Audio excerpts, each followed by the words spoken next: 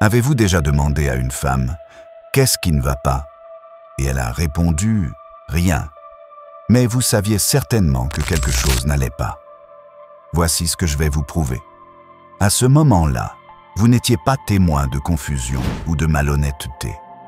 Vous étiez témoin de la forme de communication humaine la plus sophistiquée jamais développée, et vous ne connaissiez tout simplement pas le langage.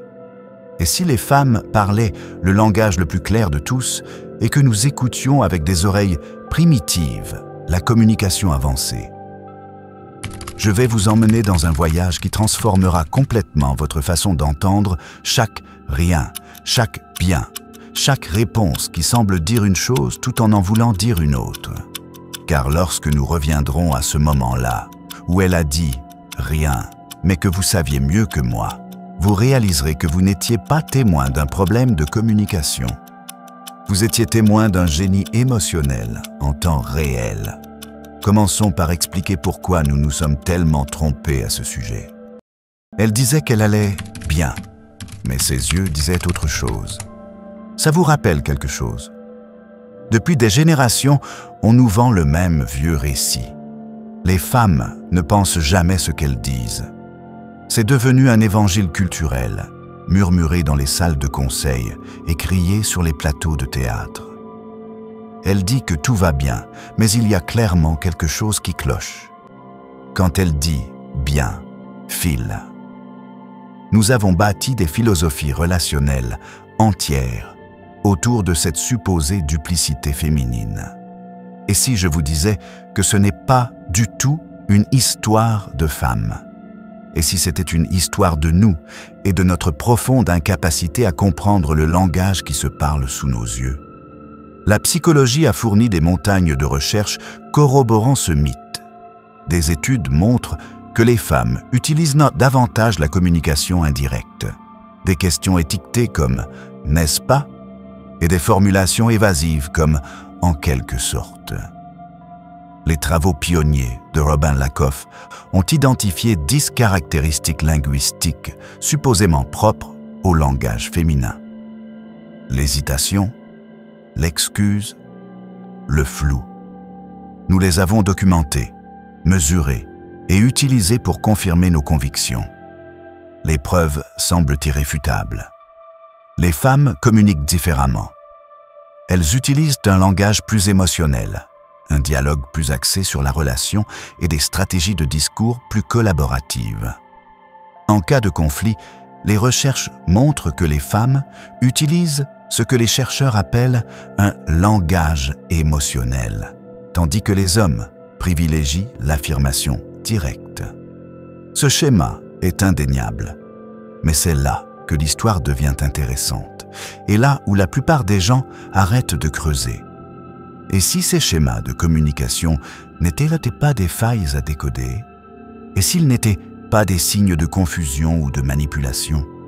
Et si les femmes ne parlaient pas de manière confuse? Et si nous écoutions avec les mauvaises oreilles? Car voici ce que la recherche révèle en réalité. Lorsqu'on y regarde de plus près, la communication indirecte des femmes remplit une fonction psychologique précise. Il ne s'agit pas de dissimuler le sens, mais de préserver le lien tout en naviguant dans des réalités sociales complexes que la plupart d'entre nous ne perçoivent même pas. Voyez-vous, quand elle dit « bien », elle exprime peut-être quelque chose de bien plus complexe qu'un simple état émotionnel.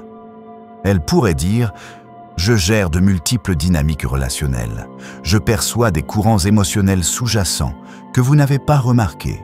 Et je privilégie l'harmonie à la confrontation, car je comprends le coût social d'un conflit direct d'une manière que vous ignorez. » Ce n'est pas une communication confuse, c'est de l'intelligence émotionnelle en temps réel.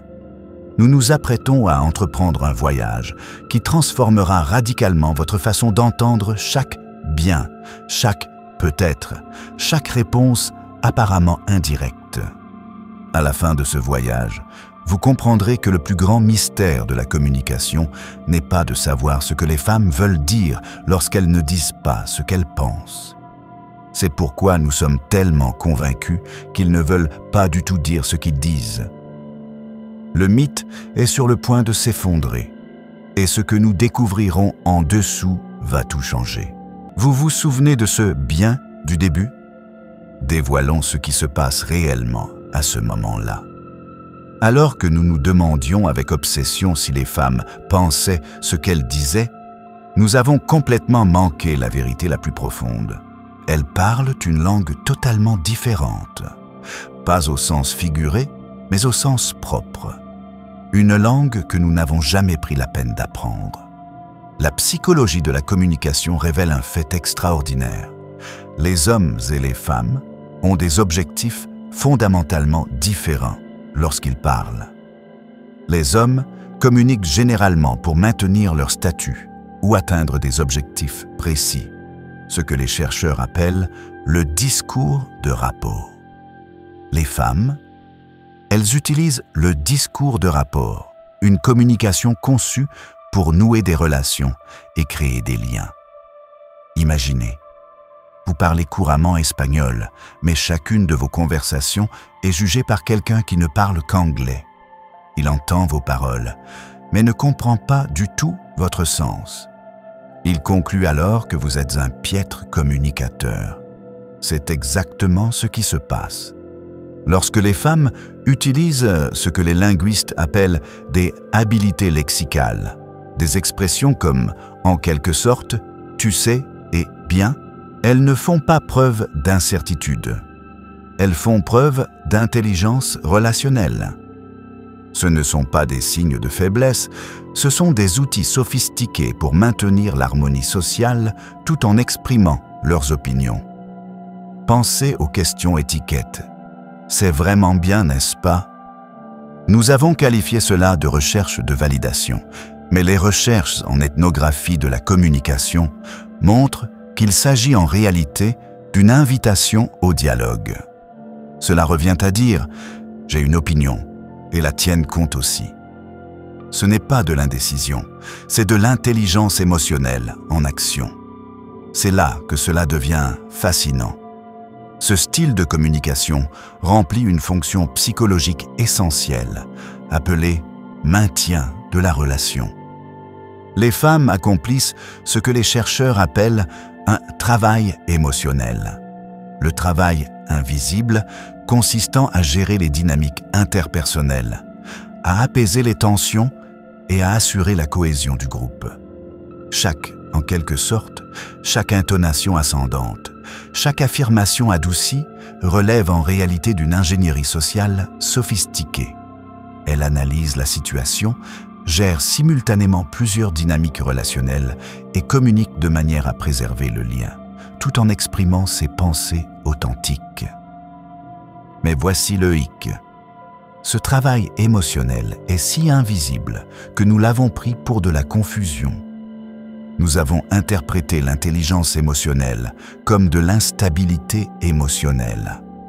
Nous avons qualifié la sagesse relationnelle de malhonnêteté relationnelle. Quand elle dit « bien », elle veut peut-être dire « je choisis de gérer ce conflit de manière à préserver notre relation à long terme, même si je pourrais exprimer ma frustration plus directement en ce moment ».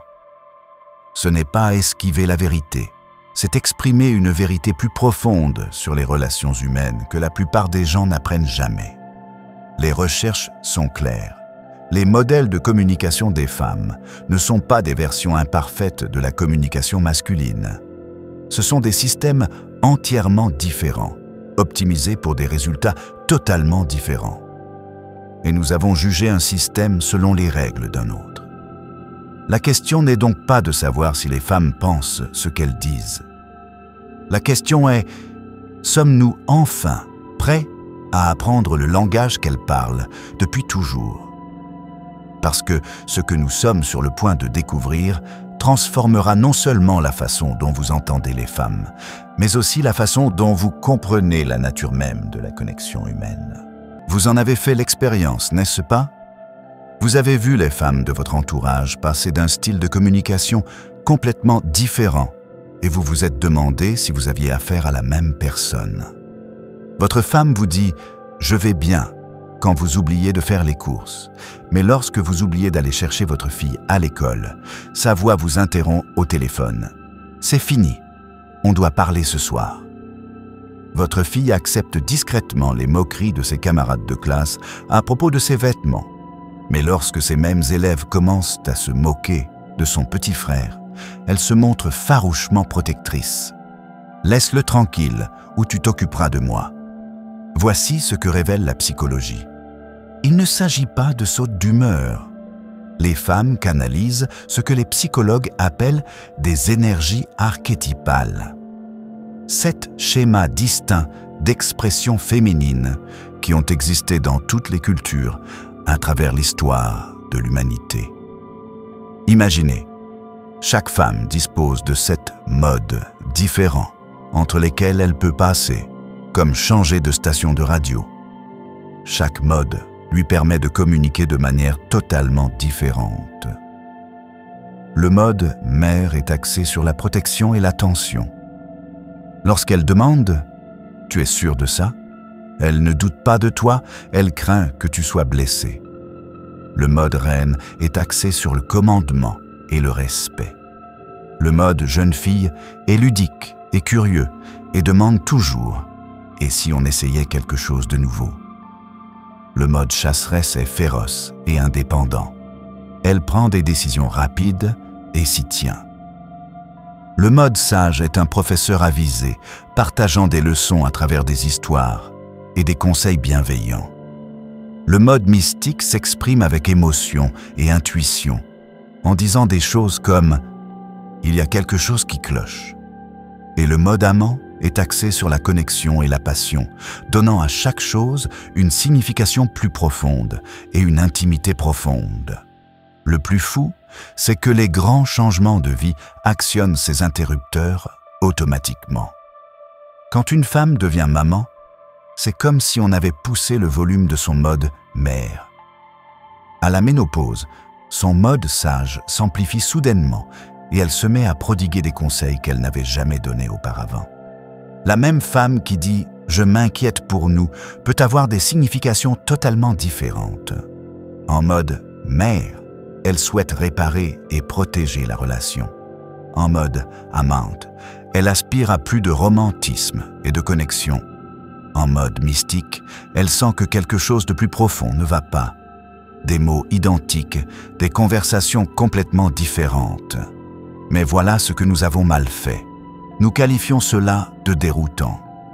Nous disons qu'elle réagit de manière excessive lorsque le mode mère se déclenche, qu'elle est autoritaire lorsque le mode reine prend le dessus, ou qu'elle est irréaliste lorsque le mode mystique commence à parler de sentiments. Nous avons traité ce système de commutation naturelle comme un problème à résoudre. Parfois, ces modes s'affrontent même dans sa tête. La partie jeune fille, qui aspire à la liberté, se bat contre la partie mère, qui veut protéger tout le monde. Dans ce cas, ces paroles peuvent sembler confuses, mais ce n'est pas de la confusion. Ce sont différentes parties d'elle qui se disputent, et nous n'entendons qu'une seule version. Vous vous souvenez de ce bien du début. Il peut s'agir du mode mère qui maintient la paix, du mode reine qui reste digne, du mode sage qui sait que vous devez résoudre certaines choses par vous-même, ou du mode chasseuse qui décide que ce combat ne mérite pas son énergie. Même mot, 7 significations possibles. On n'a jamais appris à faire la différence. Maintenant que vous comprenez les 7 modes de fonctionnement des femmes, voici la vérité dévastatrice. La plupart de ces modes ont été systématiquement réduits au silence. Imaginez, vous êtes dans un pays étranger où seuls les hommes sont autorisés à parler la langue officielle en public. Les femmes peuvent penser dans leur langue maternelle, mais lorsqu'elles doivent communiquer des idées importantes, elles doivent tout traduire dans une langue conçue par et pour les hommes. Certaines pensées sont tout simplement intransposables. D'autres perdent tout leur sens. Ce n'est pas une métaphore. C'est exactement ce qui arrive à la communication féminine depuis des siècles. Ce n'est pas un hasard. Les chercheurs en communication l'appellent la théorie des groupes muets. Voici son fonctionnement. Imaginez une entreprise où toutes les règles de communication professionnelle ont été rédigées par des personnes qui, naturellement, parlent fort, interrompent souvent et ne posent jamais de questions. Imaginez maintenant un groupe d'employés qui, naturellement, parlent doucement, écoutent attentivement et posent des questions réfléchies avant de prendre des décisions. Au moment de l'évaluation, devinez quel style de communication est qualifié de leadership et lequel de manque de confiance. Le système n'évalue pas la qualité ou la faiblesse de votre communication, il mesure simplement votre proximité avec les personnes qui ont rédigé les règles. Réfléchissez-y. Qui a décidé qu'interrompre était synonyme de leadership? Qui a décrété qu'élever la voix équivalait à exercer l'autorité? Qui a établi la règle selon laquelle l'intelligence émotionnelle avait moins de valeur que les faits? Des décennies de recherche montrent que les styles de communication naturels des femmes, les questions qui favorisent la relation, le langage collaboratif, les intuitions, n'ont pas été rejetés parce qu'ils étaient inefficaces. Ils ont été rejetés parce qu'ils menaçaient la structure de pouvoir existante. Votre femme vous dit « je vais bien » alors que vous avez oublié d'aller chercher votre fille. Ce n'est pas de l'évitement, c'est le fruit de siècles d'entraînement. Car les femmes ont appris que la colère protectrice du mode mère les fait qualifier de hystériques. Vertueuses du mode reine les rend autoritaires. L'intuition du mode mystique est rejetée comme irrationnelle. Ils se sont donc adaptés. Ils ont appris à communiquer leur vérité sans pour autant perturber le système conçu pour les réduire au silence. Imaginez-vous, petite fille, remarquez quelque chose d'étrange. Votre mère ne vous dit jamais simplement « sors la poubelle ». Elle vous dit « tu pourrais peut-être sortir la poubelle quand tu en auras l'occasion ». Votre professeur dit « désolé, mais je pense que cette réponse est peut-être fausse », au lieu de simplement « c'est faux ». Votre chef met un temps fou à expliquer un point simple. Pourquoi? Parce que lorsque les femmes parlent directement, on les qualifie de méchantes ou d'autoritaires. Mais lorsque les hommes parlent exactement de la même manière, on les qualifie de leaders forts. L'avantage de ce système de silence, c'est qu'il n'avait pas besoin d'être évident. Les femmes n'étaient pas interdites de parole. On leur faisait simplement comprendre que si elles parlaient sincèrement, elles ne seraient pas entendues correctement. Ou pire, elles seraient punies.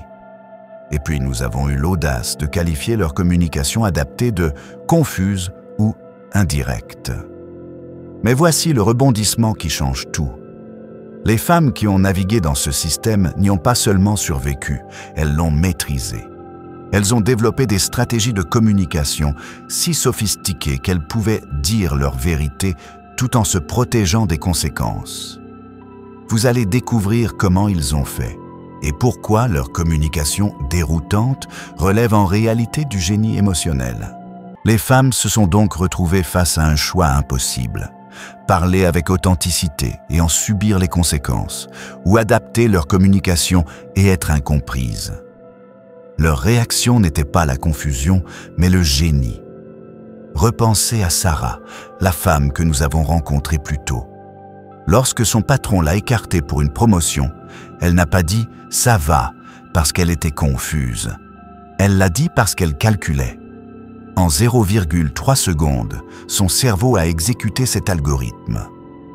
Si j'exprime ma véritable colère, je serai cataloguée comme émotive et je compromettrai mes chances d'avenir. Si je me tais, je préserve mes relations en attendant de réfléchir à ma prochaine stratégie. Ce n'est pas de l'indécision, c'est de l'intelligence émotionnelle fonctionnant à des niveaux surhumains. Les chercheurs en psychologie appellent cela la communication autoprotectrice. Et cela révèle quelque chose de profond. Ce que nous avons appelé la communication indirecte. est en fait une façon pour les femmes d'évaluer en temps réel les risques liés à chaque mot qu'elles prononcent. Pensez au poids psychologique de tout cela. Imaginez que chaque conversation vous oblige à calculer instantanément. Ma réaction naturelle sera-t-elle bien entendue? Cela nuira-t-il à vos relations? Cela me fera-t-il perdre des opportunités? Imaginez maintenant faire ce calcul des milliers de fois par jour, pendant des décennies. Votre collègue qui garde le silence face à un traitement injuste n'est pas faible. Elle gère des algorithmes sociaux complexes que la plupart des gens ne voient même pas. Elle évalue le travail émotionnel nécessaire pour maintenir l'harmonie au sein de l'équipe et le coût personnel de sa prise de parole. Elle réfléchit à l'impact de ses paroles non seulement sur elle-même, mais aussi sur l'ensemble du réseau relationnel qu'elle est chargée de gérer. Lorsqu'elle livre enfin ce commentaire dévastateur, ce n'est pas parce qu'elle a soudainement trouvé du courage. C'est parce que ses calculs ont finalement été cohérents. La situation est devenue suffisamment grave pour que le risque de se taire l'emporte sur celui de dire la vérité. Ce qui est déchirant, c'est que ce calcul constant crée ce que les chercheurs appellent une fragmentation de l'authenticité. Les femmes se fragmentent en fragments. Leur identité, celle qu'elles montrent et celle qu'elles pensent que les autres veulent voir. Tout cela pour naviguer dans un système de communication qui pénalise leur expression naturelle. Mais voici le rebondissement qui change tout. Cette adaptation a créé quelque chose d'extraordinaire. Les femmes ont développé des super-pouvoirs de communication. Elles peuvent lire les micro-expressions, gérer simultanément plusieurs courants émotionnels et transmettre des messages complexes grâce à des signaux subtils que les communicateurs directs passent complètement à côté. Ce bien auquel nous revenons sans cesse, ce n'est pas un simple mot. C'est un paquet de données contenant des couches d'informations sur l'état émotionnel, la dynamique relationnelle, les intentions futures et le contexte social. Elle ne cache pas le sens. Elle communique dans un langage si sophistiqué que nous n'avons jamais appris à le décoder. La vraie question n'est pas de savoir pourquoi les femmes ne pensent pas ce qu'elles disent, mais plutôt pourquoi nous écoutons avec des oreilles si primitives une communication si avancée. Puis quelque chose a changé.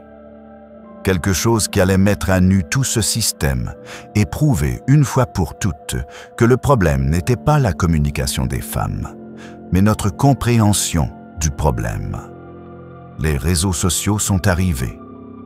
Soudain, les femmes disposaient de plateformes où elles pouvaient communiquer sans interruption, sans être cataloguées par leur ton, sans que personne ne décide que leurs questions collaboratives étaient synonymes d'incertitude. Pour la première fois dans l'histoire de l'humanité, les femmes pouvaient exprimer pleinement leur voix archétypale. Et que s'est-il passé? L'explosion de créativité a été stupéfiante. Les femmes ne sont pas devenues des communicantes plus claires. Elles ont révélé qu'elles l'avaient toujours été. Nous n'avions simplement pas été à l'écoute. Regardez une femme créer une communauté sur Instagram. Elle adopte le mode « mère ». Elle entretient des liens, demande « comment allez-vous vraiment ?» et crée des espaces sûrs pour des conversations sensibles. Sur LinkedIn, la même femme adopte le mode « reine », publiant des analyses fiables qui inspirent le respect de milliers d'abonnés. Sur TikTok, son mode « mystique » partage une sagesse intuitive qui transforme des millions de personnes. 7 plateformes différentes, cette expression archétypale différente, un communicateur brillamment clair. Mais c'est là que les choses deviennent fascinantes. Même dans les espaces numériques, les anciens schémas de silence ont tenté de reprendre le dessus. Les femmes ont dû faire face à de nouvelles pressions. La vie parfaite sur Instagram, le ton prudent sur LinkedIn, la menace constante de harcèlement pour avoir parlé trop hardiment. Le média a changé, mais l'antique valse entre expression authentique et conséquences sociales est restée. Les recherches révèlent un fait remarquable. Lorsque les femmes communiquent par écrit, SMS, courriels, publications sur les réseaux sociaux, l'écart de communication entre les sexes disparaît presque complètement. Pourquoi? Parce que la communication écrite supprime les sanctions sociales immédiates qui ont façonné des siècles d'adaptation verbale. Le message de votre femme disant « On peut parler ce soir » n'est pas vague. C'est une communication claire, comme de l'eau de roche, utilisant un moyen où elle peut parler directement sans calculer les expressions faciales, le ton de la voix ou les réactions sociales immédiates. Mais l'intelligence artificielle est sur le point de changer la donne. Les systèmes d'IA sont formés pour reconnaître les schémas de communication, l'intelligence émotionnelle et la dynamique relationnelle. Les mêmes compétences que les femmes maîtrisent depuis des siècles, alors qu'on leur dit qu'elles ne communiquent pas clairement. Imaginez des systèmes d'intelligence artificielle capables de détecter les algorithmes émotionnels sophistiqués que votre collègue utilise avant de prendre la parole en réunion. Imaginez une technologie capable de reconnaître le travail de maintenance relationnelle de votre mère dans chaque conversation familiale. Que se passera-t-il lorsque des machines confirmeront que la communication déroutante des femmes relève en réalité d'une intelligence sociale avancée? La révolution numérique ne change pas la façon dont les femmes communiquent. Elle nous donne enfin les outils pour voir à quel point leur communication a toujours été sophistiquée. Et cela nous amène à la question la plus importante de toutes. Que se passera-t-il lorsque la prochaine génération grandira avec ces outils? Et maintenant, nous arrivons à la partie la plus révolutionnaire de cette histoire, la génération qui réécrit tout. Voici les femmes de la génération Z. Elles ont grandi avec les outils numériques dont nous venons de parler, et quelque chose d'extraordinaire s'est produit. Elles n'ont jamais appris à faire taire leur voix archétypique. Regardez une jeune femme de 20 ans communiquer aujourd'hui. Elle passe du mode mère pour accompagner son amie après une rupture, au mode reine pour dénoncer l'injustice dans un TikTok viral, puis au mode mystique pour partager son parcours de santé mentale, tout cela dans la même journée, sans excuse et avec une clarté saisissante. Elle ne dit pas « je vais bien » quand elle ne va pas bien. Elle dit « je suis anxieuse aujourd'hui et j'ai besoin de temps pour digérer ». Elle n'adoucit pas son autorité avec des questions. Lorsqu'elle sait quelque chose, elle le dit sans détour. Cette approche ne fonctionnera pas, et voici pourquoi. Qu'est-ce qui a changé? Elle n'a jamais compris que sa communication archétypique naturelle était mauvaise. Mais voici ce qui est fascinant. Ce changement générationnel révèle quelque chose de profond chez ces générations plus âgées, déroutantes. Les femmes de la génération Z ne communiquent pas mieux. Elles communiquent avec moins d'interférences du système de silence que nous avons découvert. La génération de votre mère a appris à dire « je vais bien », car l'expression directe de ses besoins avait des conséquences sociales. La génération de votre fille dit « j'ai besoin de soutien immédiatement », car elle a grandi dans des espaces numériques où l'expression authentique était récompensée et non punie.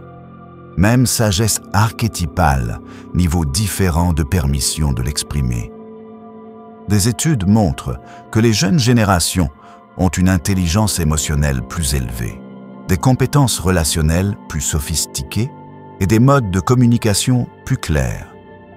Mais elles ne sont pas plus évoluées émotionnellement. Elles évoluent simplement dans un environnement qui ne pénalise pas leur voix archétypale naturelle. Cela crée ce que les psychologues appellent l'évolution de la communication en temps réel.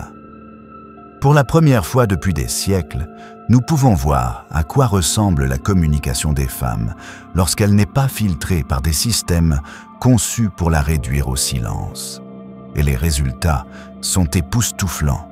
Lorsque les femmes peuvent exprimer leur voix archétypale sans être pénalisées, elles ne deviennent ni déroutantes ni indirectes. Elles deviennent précisément ce qu'elles ont toujours été sous leurs couches adaptatives. des communicantes incroyablement sophistiquées, capables de gérer la complexité émotionnelle, de construire des relations authentiques et de diriger avec autorité et empathie. Les anciens modèles ne disparaissent pas, ils s'expriment enfin pleinement. Ce qui nous ramène au point de départ. Vous souvenez-vous de ce moment où elle a dit « je vais bien » et où ses yeux ont raconté une histoire différente?